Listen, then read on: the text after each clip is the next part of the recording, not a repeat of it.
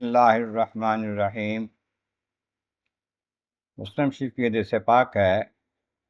وعن جابر رضی اللہ تعالیٰ عنہ، جناب جابر رضی اللہ تعالیٰ عنہ سے روایت ہے، قال فرماتے ہیں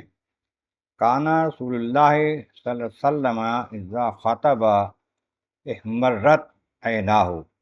آقا کریم رحمت عالمین صلی اللہ علیہ وآلہ وصحبہ وسلم جب خطاب فرماتے آپ کی آنکھیں سرخ ہو جاتی، اعلیٰ صوتہ آواز بلند ہو جاتی، واشتد غضبہ جلال اور جوش زیادہ ہو جاتا، حتیٰ کانہ منذر جیش،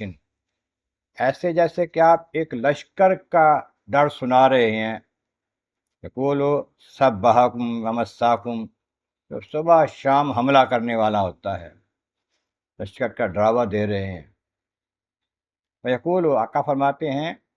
بعثت انا والساعۃ کہاتین، میں اور قیامت، میرا بھیجا جانا اور قیامت اس طرح ہے، کہات ان دو کی طرح، پھر یقترن بین اصبعیہ، تو انگلیوں کو آپس میں ملاتے، آپس میں صلی اللہ علیہ وسلم، الوسطیٰ والسبابہ، شہادت انگلی اور درمیانی انگلیوں کو ملاتے، بتاتے کہ اس طرح میں اور قیامت ساتھ ساتھ ہیں، یعنی کہ میرے بعد قیامت ہی آنی ہے اور کوئی نبی نہیں آنا اور کوئی امت نہیں آنی۔ اس طرح کر کے آپ فرماتے یقرین بین اصبعیہ، ملاتے انگلیوں کو، یقول فرماتے اما بعد، اس کے بعد پھر آگے اور وضاحت فرماتے، بیان فرماتے فإن خیر الحدیث کتاب اللہ، کہ بہترین کلام جو ہے وہ اللہ کا کلام کتاب ہے، قرآن مجید ہے۔ خیر الحدی حدی محمد صلی اللہ علیہ وسلم، بہترین سنت جو ہے، طریقہ جو حضور کا ہے، محمد صلی اللہ علیہ وسلم کا طریقہ، ان کی سنت بہترین سنت، بہترین طریقہ ہے۔ یہ فرماتے ہیں شر الامور محدثاتھا، اور برے کام جو ہے نئے نئے شروع ہو جائیں دین کے خلاف، سنت کے خلاف، کل بدعت ضلالہ، ایسے سب کام جو ہے وہ گمراہی ہوگی۔ ثم یقول، پھر فرماتے انا اولا بکل مومن من نفسہ، میں ہر مومن کے نفس سے زیادہ ولی ہوں، زیادہ قریب ہوں، اس کی جان سے زیادہ اس کا مالک ہوں، ولی ہوں، وارث ہوں۔